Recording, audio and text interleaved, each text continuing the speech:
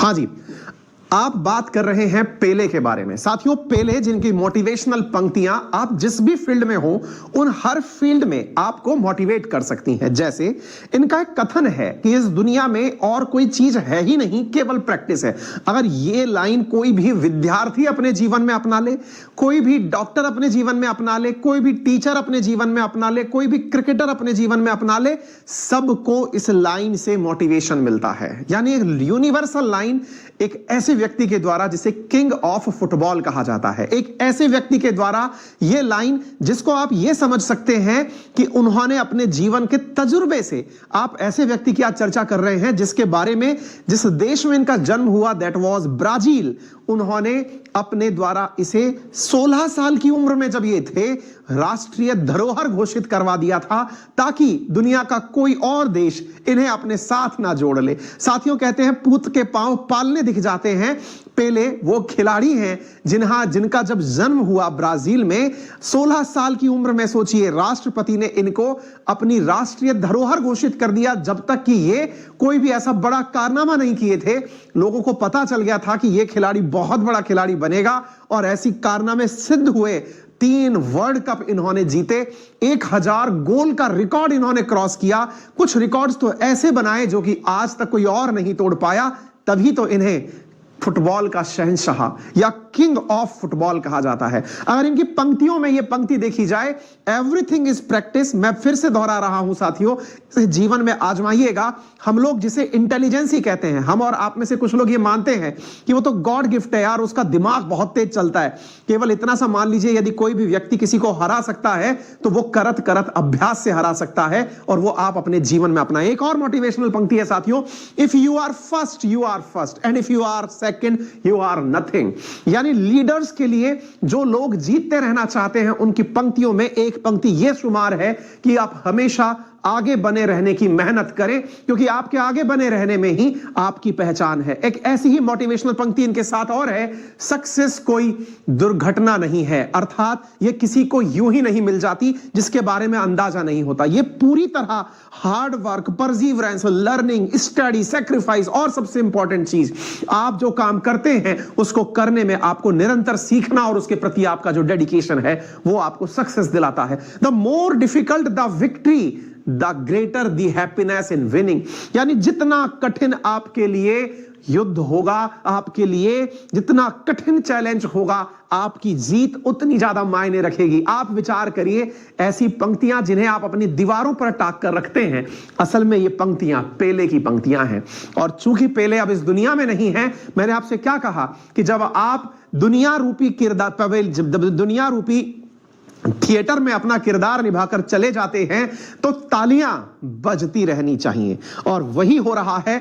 कल हमारे पूरी दुनिया ने एक महान फुटबॉलर को खोया है। इन्होंने 82 वर्ष की उम्र में अपनी अंतिम सांस ली। लेकिन साथियों, आज जब हम इनकी चर्चा कर रहे हैं तो गौरवान्वित महसूस कर रहे हैं कि हम उस सदी में या उस शताब्दी में थे जिस समय पेले हुआ करते थे। आप सोचिए जरा कि आप अपने जीवन में ऐसा क्या कर जाएंगे कि आपके जाने के बाद भी लोग सुर्खियों में केवल तालियां बजाएंगे कि वाह क्या पारी थी मिस्टर पेले। ये सारी कहानियां आज के सेशन में आपको सुननी है। जीवन जिनका अपने आप में एक कहानी है, जिनके बारे में आज हमको बताने में भी गर्व की अनुभूति हो रही है, आपको उनके बारे में चर्चा करते हैं। दुनिया का शायद ही कोई अखबार ऐसा रहा हो जिसने अपने फ्रंट पेज पर, अंतरराष्ट्रीय अखबार ने, पेले को जगह ना दी हो। चाहे वो फिर टाइम्स हो या ग्लोब हो या मिरर हो या गार्जियन हो, द सन हो, डेली रिकॉर्ड हो, सब जगह एक ही नाम, that is king of football, Pele. आप देख सकते हैं, king of football Pele, death of a legend. ये सारी बातें आपको निश्चित ही एक व्यक्ति के बारे में जानने के लिए उत्साहित करती हैं। और अगर आपको ये बातें निश्चित रूप से उत्साहित करती हैं, तो आपको इनके बारे में मैं बहुत सी बातें आज के सेशन में बताऊंगा। हालांकि साथियों, जीवन की उपलब्धियां एक सेशन के माध्यम से कंप्लीट तो नहीं की जा सकती, लेकिन फिर भी प्रयास तो किया जा सकता है। आइए एक फ्लैशबैक देखते हैं। साथियों, आपने ये जो तस्वीर देखी है, ये बराक ओबामा के साथ तस्वीर है। आप जिस समय धरती पर नहीं हैं, आपकी याद में लोग आपके साथ तस्वीरें साझा कर रहे हैं कि मेरा सौभाग्य था कि पेले के साथ हमें तस्वीर साझा करने का मौका मिला।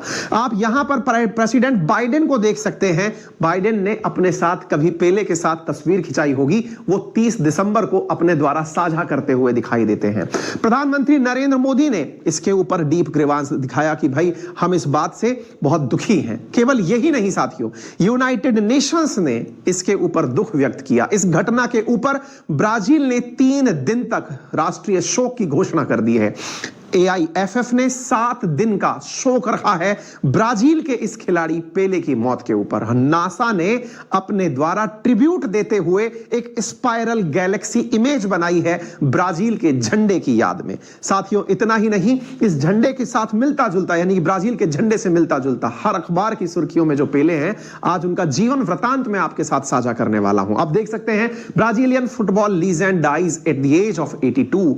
आप ब्यूटीफुल गेम के बारे में जानेंगे, उनके ऐसे किस्से और कहानियों के बारे में जानेंगे जो कि आपको रोमांच से भरपूर कर देंगे। यह है उनके नौजवान, यानी जब युवा अवस्था में जब वो थे, उस समय की कुछ तस्वीरें हैं जो कि उस समय शायद इतना अच्छा, जो आज के अच्छे सेल्फी कैमराज या उस समय के हिसाब से जो कैमराज थे, उनमें जो बेहतरीन दृश्य इकट्ठे हो सकते हैं, उनसे आर्काइव से निकाली गई कुछ तस्वीरें हैं जो आपको दिखाई जा रही हैं।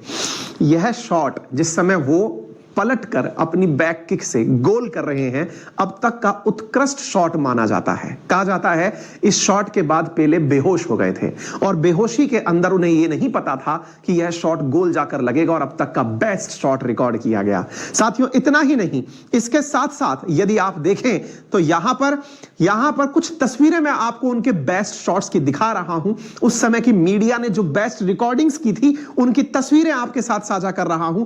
आप उन्हें गोल करते हुए देख सकते हैं और जब गोल को आप देखें तो इनकी जर्सी के पीछे एक नंबर लिखा हुआ है, इसे भी आप देखें और इस नंबर को देख करके कुछ एहसास करें। अगर आप एहसास कर जाएं तो उसे कमेंट बॉक्स में मुझे लिखकर बताएं।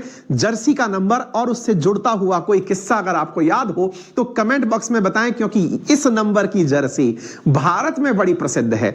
और क्यों प्रसिद्ध है वो आप बताइए। तो ये वो हॉकी बार बार निकल रही है क्योंकि अपना नेशनल गेम है।